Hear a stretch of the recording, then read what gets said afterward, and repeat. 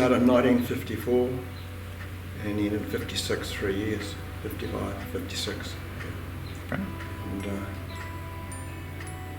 yeah, that was total years, yeah. Yeah, and I was here from 1983 until 1987. And I guess that was partly because we lived out in the sticks near Apathy, and there was a wee bit of a family tradition. My father had been here, and my grandfather.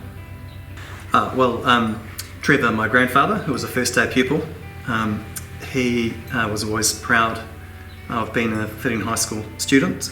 He was the first of his family to come down, and I guess my grandfather enjoyed his time here. He was made a life member of the as an old pupil, and it seems to me that he didn't have any reservations about sending Dad down. And then when it came my turn, I think Feilding High School and the boarding hostel seemed to be part of a family tradition that at the time my folks and my grandparents appreciated, I suppose. The story was third form, second, fourth form, then the other building was fifth form below, sixth form up top. But when I was a fourth year or sixth former, I was a prefect, so I would just bung me in one of these corner cubicles.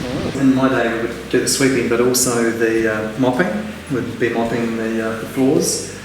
And again in my third form I seemed to be, it was a steep learning curve. I remember washing the mop in the hand basin, not thinking too much about it, and getting a stern telling off from Stan, again who was either the head prefect or house captain at the time.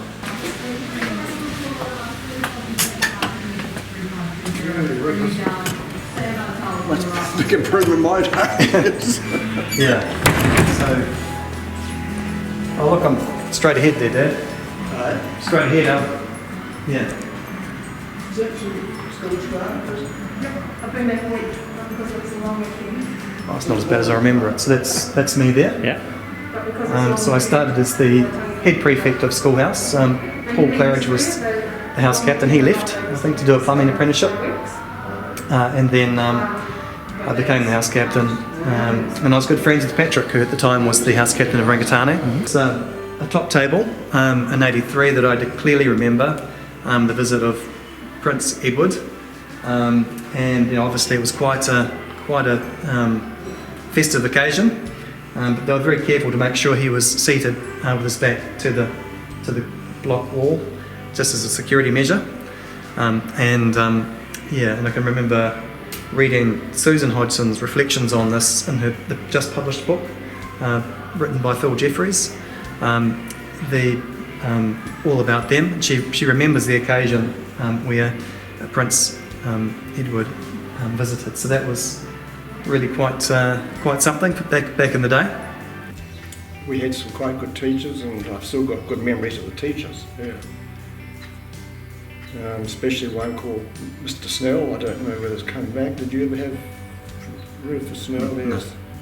And all the boys really adored him, and he happened to leave while we were there. And I remember we had a farewell for him. I've never seen boys break down and cry when he left. That's how much we appreciated him. But the boarding side of it, we did have a lot of fun. Got a lot of mischief. And those days we got a lot of the cane. I think I got my fair share of the cane. We actually had a hut down the Marquino stream, and it was a real good hut. We actually had concrete fireplace and all that, and we used to go down there at midnight and have meals, cook our own meals, until we got caught. Yeah. And that was the end of that. Yeah, so this is my grandfather Trevor's cap. It was lent to me by my cousin Catherine, and certainly as a family heirloom. It's in really mint condition, so we've even purchased a special box to keep it in. So it's well cared for, and it's not sun spoiled or anything like that. It's obviously it was a pride of place for my grandfather.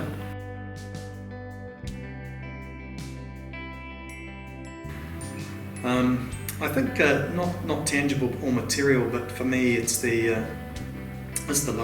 motto, Ke toa ke naka nui, and it's to stand up tall, be brave, aspire greatly. And as I reflect on perhaps some of my